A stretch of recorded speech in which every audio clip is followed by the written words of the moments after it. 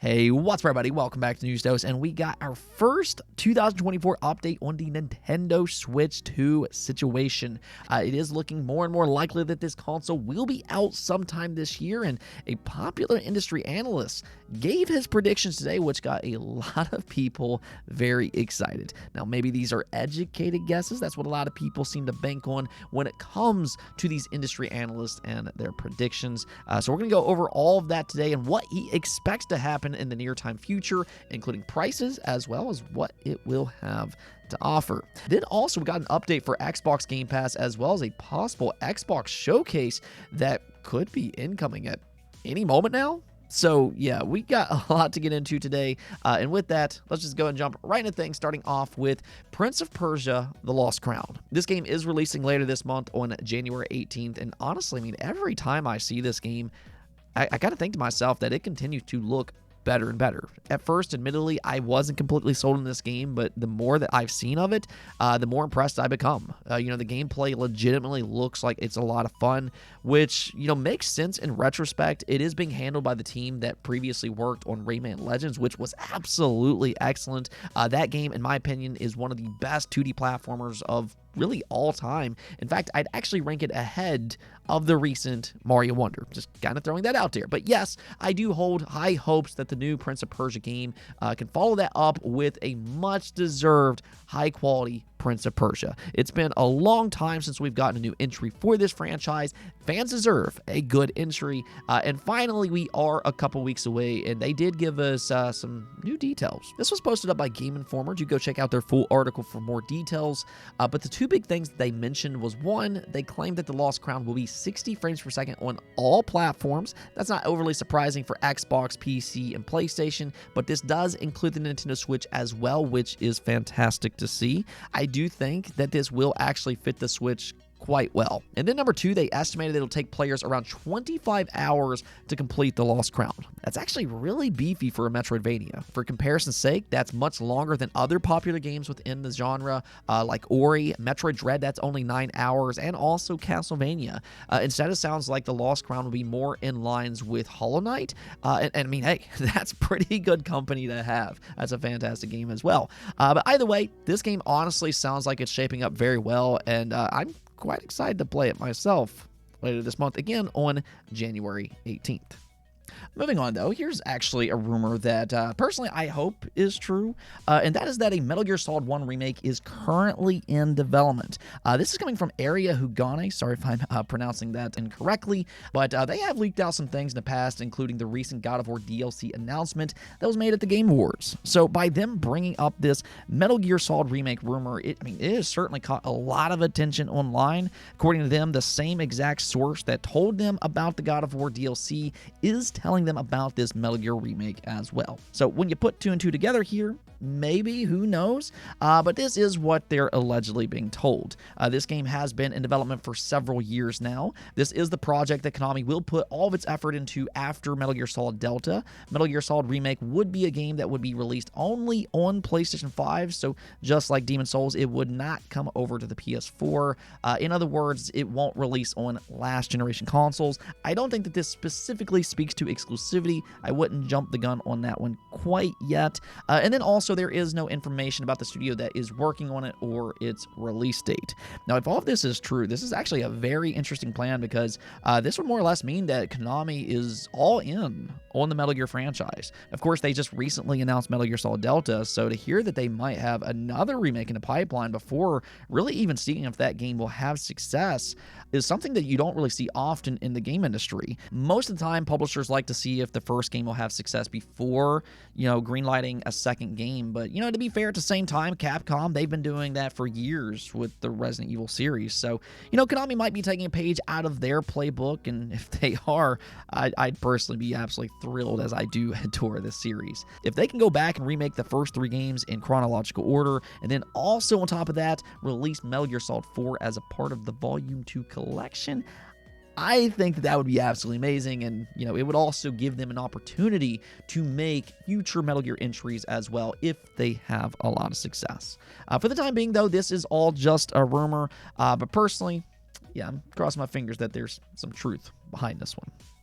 Okay, so let's go and talk about the Nintendo Switch 2, though. The Super Switch, if you will. There's been a lot of discussion today regarding its price and even really what this thing is. I think that that's really ultimately been one of the major questions with this device, though. One thing that we've really seen from Nintendo in the past is that they like to introduce new ideas to their new consoles. I mean, the DS, it had dual screens. The 3DS had 3D. The Wii had motion controls. The Wii U and its tablet. And then, of course, the Nintendo Switch and its hybrid form factor. So with all of that in mind, there has been a lot of discussion on whether or not Nintendo will try to do something similar with the Switch successor. Will they try to include a gimmick with whatever this device will end up being?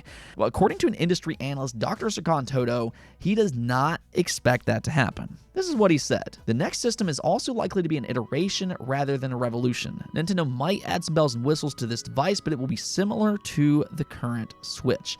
Now, honestly, if he's correct, I would actually be thrilled about that. I've been saying it for a long time. That's really all I want from the Switch successor. You don't need to change this thing. And from what I've seen online, most people do feel that way. I mean, it seems like fans genuinely just want a more powerful version of what we already have because the Switch's design, it's fantastic as it is. The Nintendo Switch really takes everything that Nintendo is good at. It takes home console gaming and handheld gaming, which they've always excelled at, and for the first time in decades, they have all of their studios under one single umbrella working on one console. I think that has been such a huge boon for Nintendo throughout this generation. It's why they have consistently had new content come out for the Switch, first-party content, and truthfully, I don't think that we need all the extra gimmicks. I don't look back at the 3DS and think about its 3D. I just think about whether or not its games were good or not. The same thing can apply to the Wii as well as the DS. The gimmicks has never been why I bought those consoles. It's been because they had great games. And when I look at the Switch, I feel like they do have this perfect form factor here. It fits Nintendo perfectly, and I just want a more powerful version than what we already have. I think Nintendo has a winning formula here, and they should just continue with what makes the Switch so special in the first place. Dr. Sakan Todo did also mention some prices as well, though. He went on to say that I believe the next hardware will drop in 2024 for $400. There is a high chance that games will cost more, too, being $70. Okay, so $400 I think sounds about right. Yes, it's a little bit more expensive than what we're used to seeing from Nintendo, but at the same time, with inflation and how the world operates now, it's inevitable that prices will be higher than what we've seen in the past. I think at the end of the day, as long as they can showcase this new device with a meaningful upgrade to its graphics, then a $400 price tag will prove itself over time. I mean, I've said it before, but it's been a long time since we've seen a major upgrade in visual fidelity for a Nintendo console. So imagine the Nintendo Switch successor with all that amazing gameplay that Nintendo always has, and apply that to games like Metroid Prime 4 or the next Zelda. And then it has similar visuals to something that you would see on, let's say, the PlayStation 4. I think that's going to absolutely blow people's minds. I mean, you have to realize that games like Red Dead Redemption 2, The Last of Us Part 2, and God of War was all on the PlayStation 4. Those games look amazing. And if the Switch can have those type of visuals on a handheld console, yeah, I think that will make the $400 price tag worth it, or at least in my opinion. Now, as for the $70 games, though, I'd say that that's the more deflating part here, but I'm not really particularly surprised either. Nintendo just last year released Tears of the Kingdom as a $70 game, and well, it was one of the most successful games all year. So I'm sure Nintendo's looking at that success, and they're like, yeah, we can sell our games as $70. On top of that, most publishers by this point have moved over to $70, and I imagine Nintendo is knocking on the door right now. I think that that's pretty much inevitable, but nonetheless, I'm super excited for the Switch 2 right now. I'm really hoping that we get some official news here sometime soon. Seriously, I'm super excited to see this thing, but let me know what you all think about all this. Do you think a Switch successor at $400 is a good price? And also, what do you think about Nintendo potentially moving over to $70 games? All right, so let's go moving over to some Xbox news because they did announce some more Game Pass games today. This is the first wave of games for 2024, and it's actually a pretty good list of games. You can see here it includes Assassin's Creed Valhalla, Close to the Sun, Figment, Resident Evil 2, Super Mega Baseball 4, Those Who Remain, We Happy Few, and Hell Let Loose. Now, I think the two big inclusions here are easily Assassin's Creed Valhalla and then also Resident Evil 2.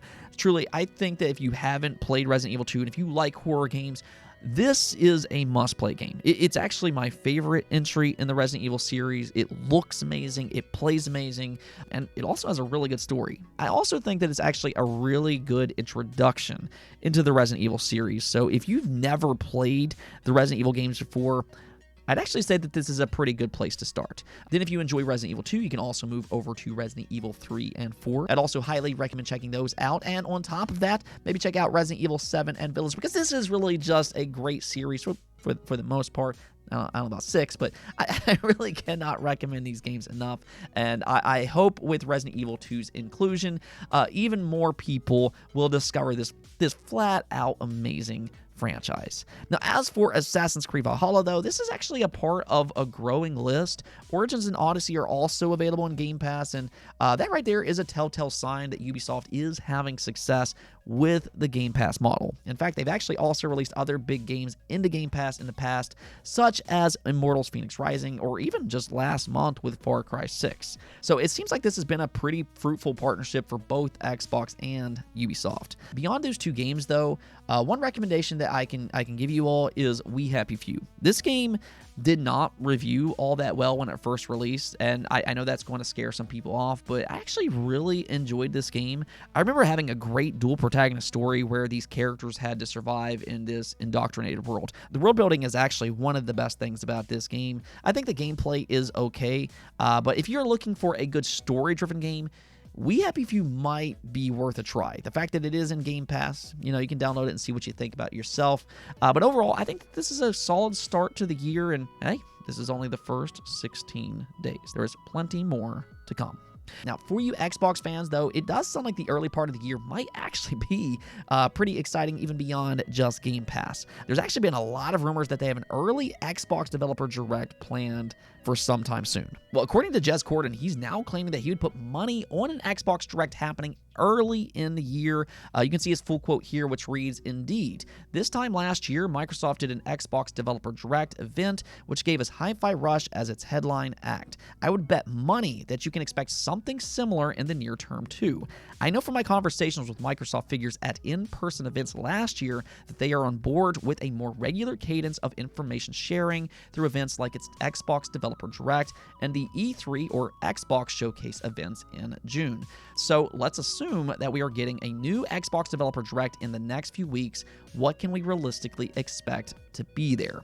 Now, you can check out his full article. He does a great job as usual. I will drop a link below, but I am with him on this one. It sounds like at the very least, he has got some hints that Xbox is at least considering an early showcase this year, but even beyond that, I just think that this makes a lot of sense. I think it's a great way for them to set expectations early on what we should expect for a given year. Nintendo, you look at them and they've historically done that with their Nintendo Directs. And really, I think that all the platform holders should follow suit.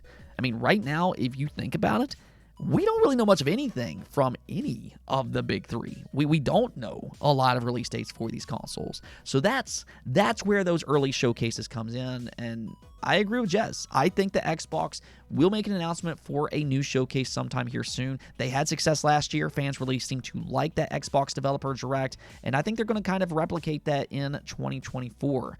I guess we'll see what happens, but hopefully in the next month or so, we will have a more solidified schedule to look forward to when it comes to Xbox. Actually, hopefully Nintendo as well. I'm expecting that Nintendo Direct early in the year. Anyways, though, that's it for this episode. Sounds like both Xbox and Nintendo right now are cooking. The next few months could actually be incredibly, incredibly exciting. But until next time, peace out.